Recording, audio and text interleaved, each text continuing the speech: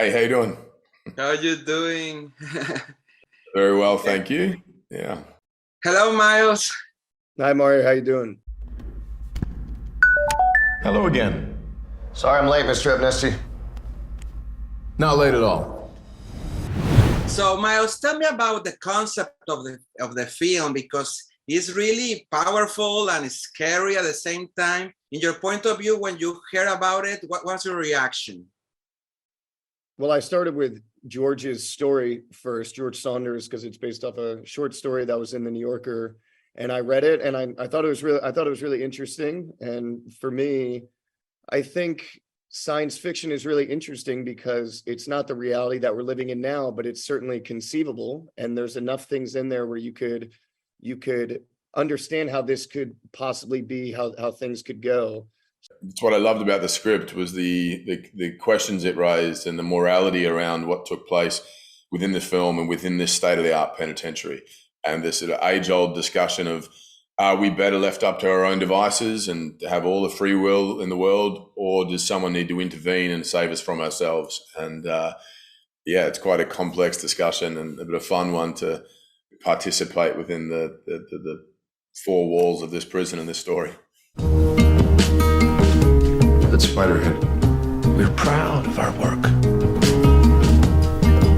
Your presence in this facility, while technically a punishment, is a privilege. I mean, that's a pretty scary situation. I hope not. I think technology already has a pretty good control over a lot of people. I think a lot of people are addicted to their phones, and all these things. And nobody wants to feel like they were manipulated. You know what I mean? Especially in, a relationship, which is kind of what happens in this story. Jeff realizes that this guy who's supposed to be,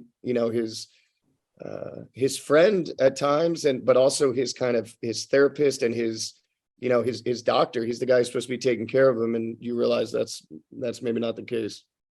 Before we begin, I need your permission to administer Dan 40. This place can really mess with your head. Drip on. Acknowledge. Drip on. Acknowledge. Acknowledge. Yeah, acknowledge. Let's do this. You're a father and also obviously mentor, and young people love your show. Do you have a take or a comment about when people, kids or adults, embrace technology without asking themselves, what is going to be the effect on me in my life? Do you have a comment about it? Yeah, look, I think it really should be something that in schools now we need to sort of reconstruct this sort of education system and incorporate the dangers and influences of social media and smartphones and technology. It has grown so exponentially over the years that it's beyond our sort of ability to even understand at this point. So I do think we need to take a step back, and in particular with the youngest generation. I mean, my kids are 10 and 8, and it's not like phones have been introduced when in their teens. They've had it from day one, and we try and limit their interaction with it. But, this is the world we live in. It's very difficult. And so I think on a sort of government level, educational level, global level, we need to be very wary of it. And this is nothing new. Everyone's sort of talking about it, I think, which is a good thing. But whether we take action is the big question.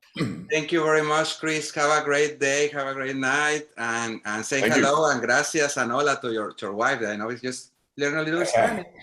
Gracias. Thank you very much, Miles. Great work. And I appreciate it. see you soon. Bye-bye. Beautiful people get away with too much, and I say that having benefited myself from time to time.